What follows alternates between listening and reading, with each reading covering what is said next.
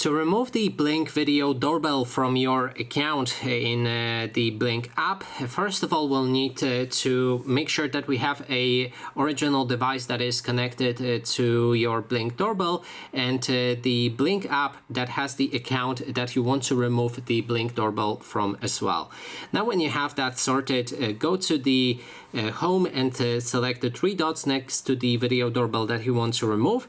Select device settings, then general settings, and here we can find delete device. Click on it, and here we can read that you will lose access to its features and settings, and the basic plans or purchase from blink.com and attached to this device will be cancelled. So if you agree with that, click on delete device to confirm it.